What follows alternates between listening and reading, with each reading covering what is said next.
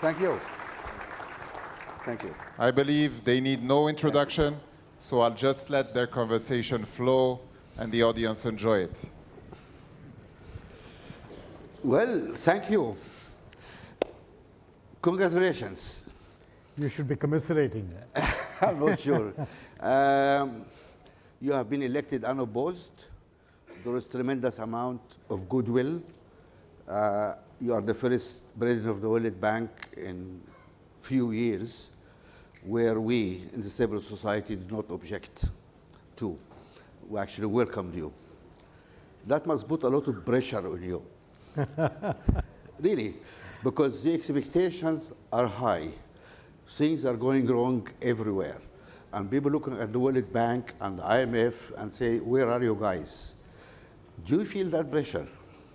That's a great question. And Mo, first of all, thank you for your years of friendship and how much you have taught me about how successful business people can give back the right way. You set a great example. So thank you for your own leadership. Right, you agree, all of you? Thank you, thank you. I don't feel pressure in that. I'll tell you why I'm doing this. Because I didn't need to do this, you know this. I called you when this conversation began to ask you for your opinion. I'm doing this because I believe I do not want my daughters and my grandchild to believe that their father and their grandfather was an armchair critic of what other people were not doing. I want to be part of the solution, not just a critic. Yeah. And so I'm here for that reason. And when you have that reason in your heart and mind, then you don't feel the pressure other than the pressure to do the right thing. What I have found over the years of doing my prior career is that doing the right thing sounds simple, but it's not easy because lots of people come and push and pull at you. And I think in the bank, it is particularly complicated because there are so many constituencies who are worried by what the bank does or does not do. Whether it is the 189 countries who are the members, of which there are those who are the donor countries, those who are the recipient countries, those who are a little bit of both, or whether it is the employees in the bank themselves who have committed years. The bank has amazing people with great experience, great subject matter expertise. They've worked in many countries. You need them by your side, but they need leadership and they need people who will unlock the opportunity for them to demonstrate how good they actually are. Those people are also part of the change. And most importantly, the client countries are the most important because they are the ones where the money and the knowledge goes to change the lives of people there. So I find all those different constituencies can pull in different directions. For everything that you want to do, people will give you 5 different reasons about doing it differently. The thing to do is to stay calm, take people's opinions, but take your decision and move forward. We fully understand how difficult the job is, and let me add some problems to that as well. This is an African event, actually. As an African, the first question obviously I need to raise with you, we have 600 million people in Africa without power. Right. Without power, there's no development. There's no health, there's no education, there's no industries, there's no investment, there is no life. Now, what you plan to do about that? Yeah. So, by the way, when I first joined the bank and I learned that number, I was shocked. So it just tells you that before I joined, it was not a number that was in my consciousness, which, by the way, is part of the problem. It's a dark secret that we should not allow to remain a dark secret. People need to know that 600 million people in a continent which will be the future of the world because of the growth of populations, young people here, this is the future of the world. And this, if we don't build it the right way, this will not be a good future for our grandchildren to live with. So that's the first piece. The 600 million is really important. But more, it's not just about jobs. 40% of agricultural produce in Africa is wasted. And part of the reason it is wasted is there's no refrigeration for the produce. And you know, here we're in a continent that does not have the luxury of money to throw away in wastage. 40% is wasted. And so there's many aspects to not having electricity, from keeping medicines. I was in Nigeria. I went to a village where solar distributed power is being installed by the World Bank and the Nigerian government. I saw this young man running a chemist shop, a pharmacy, and he had one refrigerator which was powered by solar, and that's where his medicines were, you know, the ones that needed to be kept cold. So I asked him, what were you doing before you got this? He said, nothing. They weren't there. And these kinds of stories are many. People always come down to the story of the woman you meet who no longer needs to walk 7 miles in the morning to get water because the water is available through a tube well or a bore well, which is powered by solar. Yes, but there's also the 40% wastage of food, and there's also the non-availability of cold chain for medicine. So it's really serious. What are we trying to do? There are 3 or 4 things to be done. The first one, which I picked up today as an excellent idea from the African governors meeting, is the idea of having the World Bank create a 5-year energy plan for Africa. So we don't do ad hoc projects here and there, and we're not always responding to somebody coming, but we have a real vision of where we are going. I actually like that because it includes involving the countries to agree to that idea. The second thing that needs to be done, which we're trying to do more of, for all private investors to bring in money into energy, because this will not come only from government money. It has to come with private money as well, is we need clear regulatory and policy frameworks. A country needs to say, I'm going to do X with renewable, I'm going to do Y in distribution, and I'm going to make payments. You know, if you have a country where, let me finish one thought for you, which is important for you. Let me finish one thought. But If are you ta- saying clearly, because we have audience here and this is on record, Yes. you're going to invest in energy I'm coming in Africa? I'm coming to it. I'll tell you why. I don't want to put only the money. If the foundation is not in place, the money will go down the pipe. We have to get the regulatory policies in place. We have to get commitments that tariffs will be paid to generating companies. No, that's understood. That's understood. But if it is understood, it's not being done in Africa. I can show you many countries where this is not being done. We must change this more. If we don't change that, money will not come. Separately from the bank's investment, we are putting money into renewable energy. So last year we put about roughly 4 to 5 billion in the year. To tell you how that's growing, it's 7 over the whole 3 years, but 4 to 5 was in 1 year. My objective is to multiply the bank's own investment from that number, but the real challenge is to get money from other sources. And I know you will ask me about that, so we'll come to where that money will come from. But the money will not come without proper regulatory, clear policies. Right, that's the message to our governments, and we're always fighting in Africa for better governance. But we were very concerned in Glasgow COP. Yes. 39 do-gooders institutions, financial institutions from Europe, said they're not going to fund any fossil or energy projects, especially in Africa. And that was such a stupid idea. Few months later, we're in this meeting between Europe, the Africa-Europe Summit, and we confronted our European friends, and we said, excuse me, you are wallowing in Russian gas. Half of our gas in Africa is going to Europe. And you, in Germany, closed down your nuclear power stations and just put 3 major coal-fired power stations. Just put it. And you denying us the right to use our own gas to help 600 million people? And of course, people were squirming in their seat, and they came back and said, oh, not every shoes fit every foot. No, you know the Europeans. You're just always shifty. and then 6 days later, we had the Ukraine war. Russia invaded Ukraine. And all those guys in the room ran to Africa looking for gas projects. Where can we invest?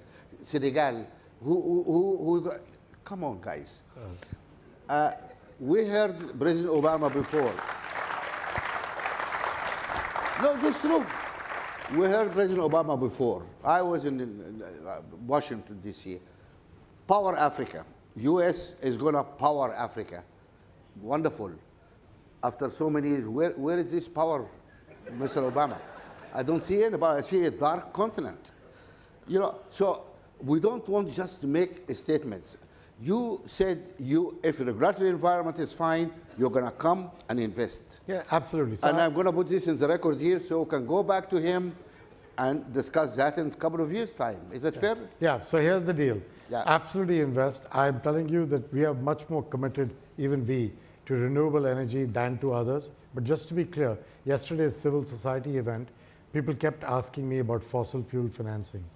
The reality is we do fund a very small amount of natural gas, and we fund it where it is part of a country's energy transition. The reality of power is that you cannot create base load power, which you need for stable power, Yeah. without certain things, either hydroelectric or nuclear Yeah. or thermo Yeah.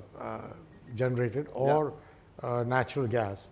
If you don't do that, renewable wind with current battery and storage We need to- technology yes. cannot provide you with the stability. Yeah. So a certain amount of this is going to have to be done. I think a smart thing to do, I continue to think that this mix is important. Absolutely. The trick is to try and do more renewable, less fossil fuel, because the world cannot afford to go through. That's all what we're asking That's for. all. And you know something about what really pisses me off is that One among many things. those guys come and lecturing us. Yeah. Facts as follows: 22 African countries, their main source of energy is renewable. 22 countries in Yeah, Africa. yeah. Give me a continent in the world Yeah. where they have that Yeah, ratio. no, I agree. Nothing. I agree. I was and talking- we emitting less than what we absorb. I was actually. talking to President Ruto in Kenya, and 93% of his electricity Absolutely. is renewable, right? And by the way, the World Bank is the one that financed the original thermal plants that were put into his ground to create the ability to have that power. And I was telling him how if you have 93% of energy renewable, you should go to European companies that face pressure from their investors for clean supply chains and tell them to come to Kenya, because in Kenya, they can truthfully claim that their supply chain is clean, It's absolutely. because the energy in Kenya is clean. So there Let me ask you the next question. I mean, second problem we have for Africa, frankly, is the cost of capital yeah. for public or private sector. The cost of capital is crippling. Can the bank do anything about this? The only to the extent of our own balance sheet and our ability to help you with concessional money, which is what we do.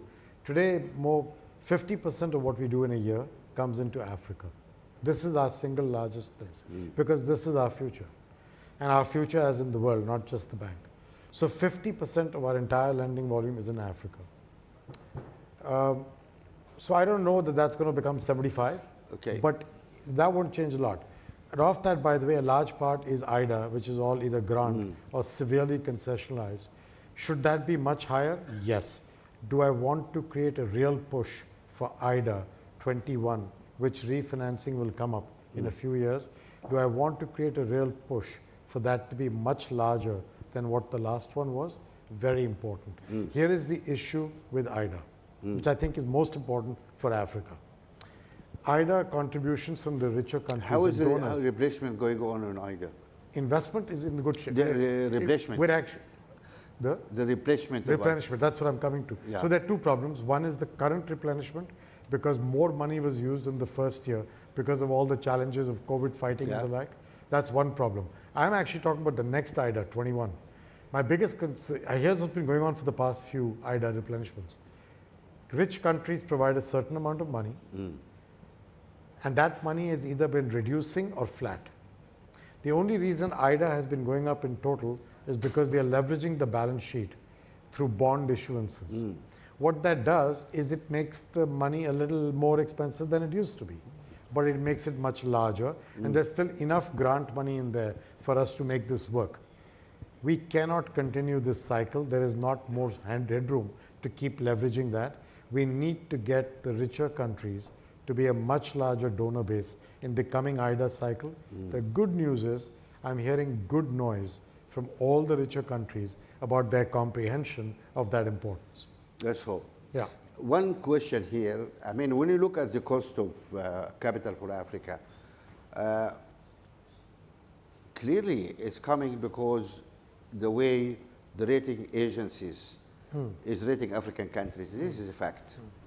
And I don't know if the audience are aware that all African countries, all of you, 54 countries, are all sub-investment grade. All of you are junk, according to the rating companies. You are aware of that. And now, as an African, is it correct for me to ask to seek some transparency? How these wonderful rating agencies sitting in South Africa, they have not set foot in the other 53 countries, are sitting there pontificating about Africa, what algorithm, what measures, and what basis they're doing their work. Is there anybody asking this question of the rating agency? Who should ask it? We Africans need to ask it. It's a very good question. I will say that I did hear I heard President William Ruto raise this recently, the same point in the UNGA.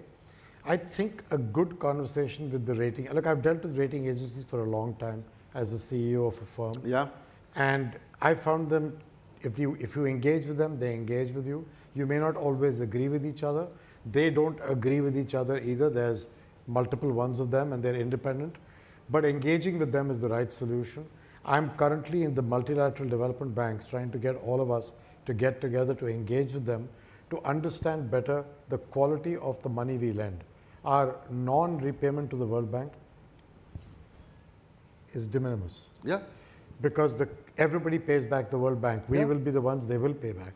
And so we're trying to go to them with that data. What risk? With that data as well as a comprehension of therefore callable capital, which is the money that donor nations say they will put on the table in the event of an extreme circumstance in the bank, whether that callable capital can be better leveraged for us to be able to get more money to lend and still keep our AAA rating.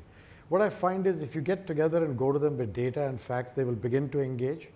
They may still disagree with Do you. you have anybody here from any rating agency? Anybody I raise your don't. hand? Well, right now they're not going to They are raise not it even if engaging. they are. Where are they? After what Mo just did, they're not going to raise the hand anyway, right? So No, I mean, they condemned us. We pay 4 or 5 times the interest rate. Those guys in the North pay. but Mo, I would encourage a discussion with We need them to understand, yes, why? at government How they level. do it. Yep, absolutely. Right. The other point I need to ask, unfortunately, there's nobody here. The same rating agencies go and offer consultancy for the countries they have condemned. And I ask, is that good governance? Is there a conflict there? Yeah? You come to offer me consultancy? Excuse me. Really, they shouldn't treat themselves as gods above criticism over there.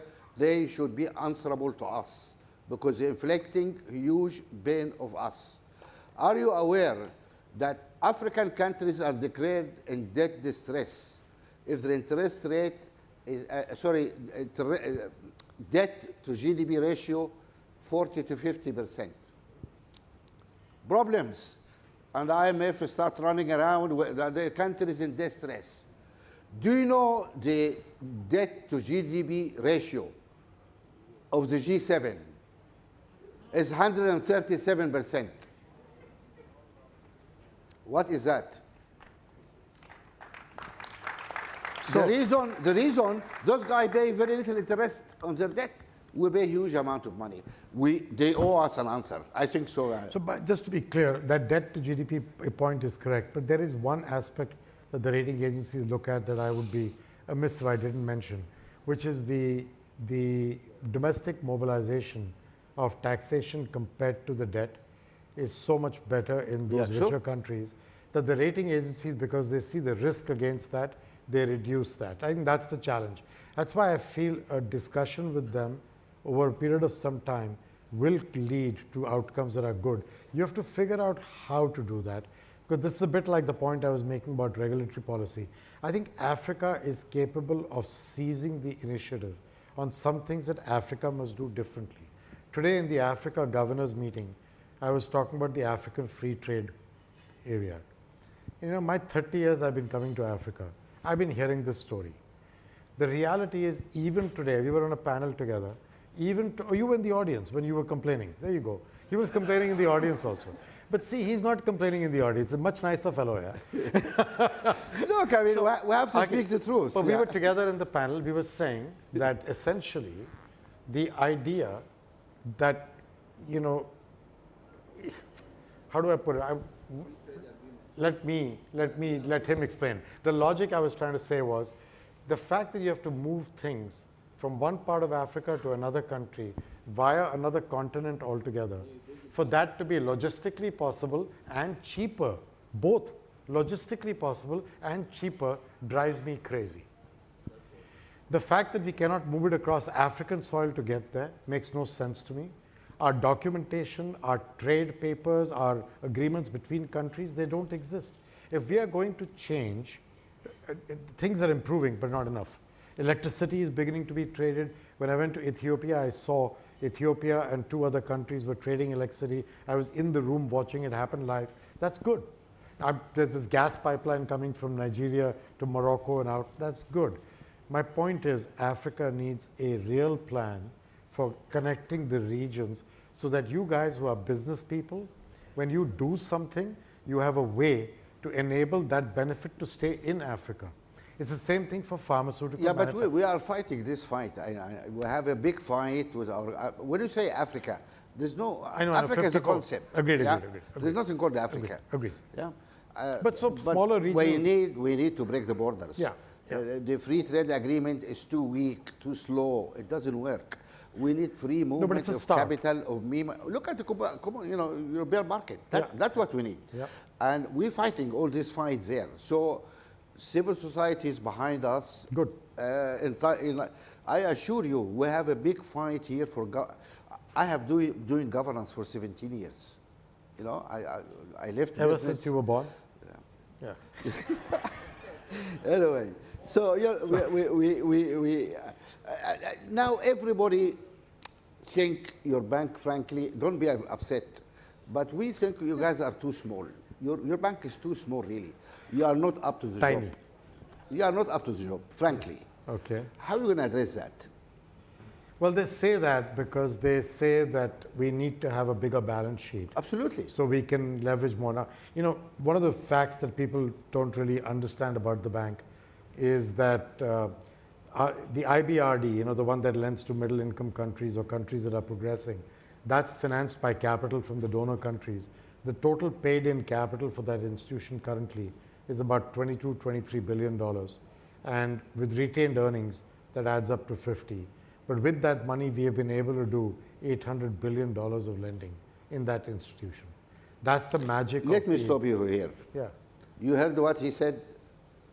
He said the total capital they managed to get over 78 years. 78 years, almost a century, is 21 billion. 22 point something. 22, okay. In the IBRD, yeah. And they managed to get out of the door $800 billion. Can you remind us what's your mission again? You have one line, your mission as a banker. To eradicate poverty on a livable planet. And? On a livable planet. No, before that there was the twin goals, I've forgotten them. Shared prosperity. I've moved on. Shared prosperity, don't forget that. It's part of the poverty part. Now, those guys supposed to alleviate poverty and share prosperity, okay? Imagine if they're wonderful shareholders, and instead of giving $20 billion over a century, if they gave them 200, over a century is nothing. How much would have gone out of the door? $8 trillion would have finished poverty. Do you understand how the bank failed? How the shareholder failed? They had the opportunity to alleviate poverty, share prosperity. They didn't do it. Why? They were so bloody mean. They gave only 20 billion over 80 years. Yeah. It doesn't work. They give money. Are you serious, guys, or just let's close it? Let's switch off the light. It doesn't work.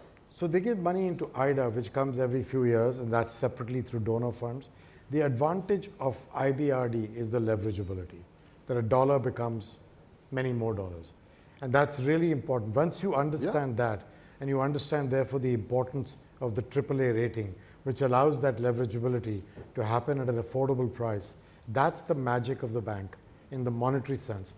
And then the second magic of the bank is the knowledge in the bank, the knowledge about processes, Yes. technology, doing things. And I think if we get a chance to talk about it, I would love to explain to you what I'm trying to do there, but I'll let you Okay, finish. but we just put that marker there, and people need to understand that very clearly.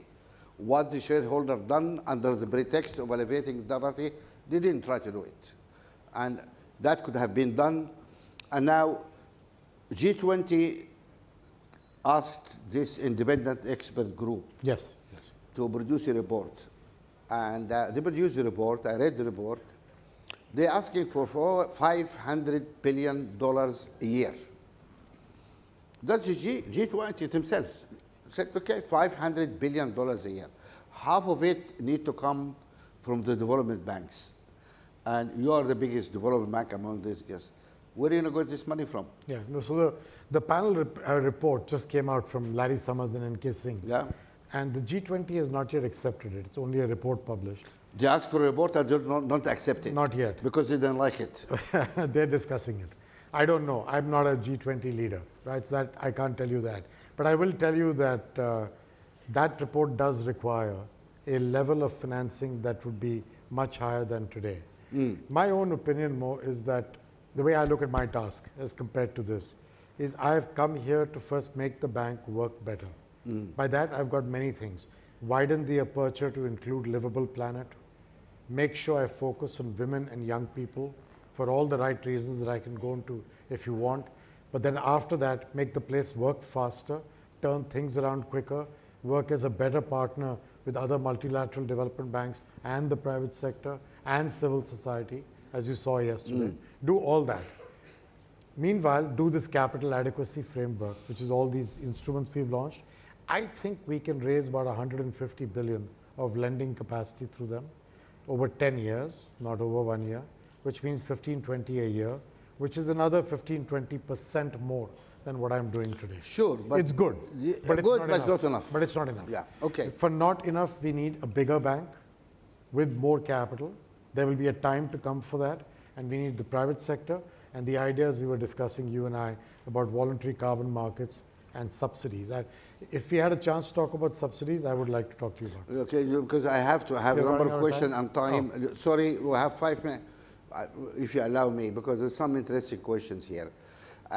We accepted all that those guys are too small. They need really to grow. G20 knows they need 500 million. That's the report they commissioned. And they pretend that they said they have not accepted yet. Yet. One criticism, and please, we are not criticizing, we love the bank, we love the IMF, we think they are essential. That's why we are keen for you to improve, okay? One persistent complaint is speed. You are so slow. Correct. Sri Lanka is going to hell. Zambia is going to hell. And you guys taking 2 years. Oh, let's have a meeting here, let's get the creditor there. Why? When the American had a problem with their bank in Silicon, Friday did not wait until Monday. They met in the weekend, sorted it out. Okay. So- So the two things we're slow on. You're talking about the debt issue and resolving that. I agree. It's been Zambia took 2.5 to 3 years to go through it. Ghana is still going through it. Sri Lanka. But just to be clear, the bank doesn't actually solve that. I'm actually trying to help in 2 ways. One is we've created what's called a global sovereign debt roundtable, where not only the Paris Club creditors, but the non-Paris Club creditors, which is the big difference from the past, and private creditors are also there with us. And that But you need to discussion- speak to your sister in no, IMF it's also. not even Kristalina. No? Because neither of us is actually the one who's doing the debt resolution. The debt resolution is done by the lenders, which is the big bilaterals, as Paris Club and non-Paris Club. Once they agree, then the commercial creditors have to agree to the same haircut, and which you don't understand, but never mind. So But then, listen, I don't understand, but I see when Greece had a problem, it was solved immediately. yeah, well, When that's the because it's Africans called the or the European Asian had a Union. problem, you wait 3 years. Yeah. Why is that? No. I tell you why. Because Sri Lanka has no director in your board. Zambia has no director in your No, board. but I'm not. European dominate your board. No, I disagree on this one. I was agreeing on the earlier ones. This one I disagree with. We are not involved in settling the debt. You need to know that. We are not actually resolving Sri Lanka's debt. So it's nothing to do with having a Sri Lankan You could director have on the helped board. them with a loan. No, but, the debt is resolved by the bilateral creditors Sure. But and by the meanwhile, commercial you can bridge creditors. them. All we do is create a conversation and transparency about what was the cost of the debt, who gave how much money, what are the covenants, and therefore how do you take a Yeah, haircut. but can you bridge a loan to those guys? So already, in the 4 countries that went to the common framework, Chad, Ethiopia, Ghana, and Zambia, in the last 3 years, World Bank has given them $12 billion, of which 6 is free money, grant. The other 6 is concessional. That's net, good. net positive, we gave them $7 billion. So that's the role I play. That's the second Good. goal. All what I ask you here is the speed. But that we're doing all Okay. the way. The speed is not the World Bank. The speed is the bilateral creditors. Okay. That is a problem. My final question Yes, is sir. not a question. It's a message, because I don't expect you to answer and I don't want you to answer it. But it's a message. I love this guy. Listen, we have a frank discussion. Not every day we have the president of the World Bank, yeah? Yeah. You need to ask him. He gets me every day. This is a message to your board, Yes, sir. because we are confused. You have a board, of course, it is the big shareholders who hug it. You don't have any independent directors. No, they're Your all governance appointed. standard, look, I'm not arguing with you because it's your board. You should not be arguing about it. Let them, but pass the message. We think your bank, if it's listed in any stock exchange, you'd have been delisted because your governance is no good. Because, please, first, you don't have any independent directors. The major shareholders hug everything there. Secondly, we never heard of a board of any company, any bank, anybody who live in the premises. They live in the premises with their staff. What is that? Then I heard they have 2 meetings every week. Now, to have a board, I ran a company before. When I have a board meeting, it's a nightmare. My staff have to prepare the reports. We're not doing any work. We're preparing for the board. Those guys have 2 board meetings a week. When you're going to have time to do your work, guys? Excuse me. I'm going to bring more to a board You are meeting. not supposed to answer. Yes. And you guys, the cost of the board to the bank is over $100 million a year. Your mission is to alleviate poverty. $100 million a year will educate 1 million child in Africa every year. That is development. Now, then those guys come to Africa and preach to us about governance. Excuse me, governance starts at home. Please pass this message to your board. sir. I Governance starts at home. Please I will tell do that. him governance starts at home. Ladies and gentlemen, Thank you. ladies and gentlemen, President, 1 second. When you get the rock stars, you get the group photo, all the speakers, so that they can come as well. First, the photo with Mo and President Banga.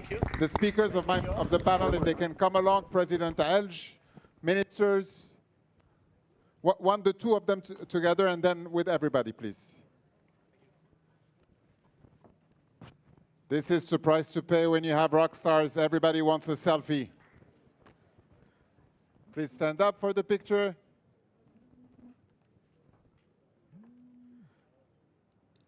You can take the picture, ladies and gentlemen. Ladies and gentlemen, there is no more coffee break. We have an amazing surprise in the next panels and next discussions. So please, we have 200 people waiting outside in the waiting list. So if you leave your seat, you will not find it when you come back to this room.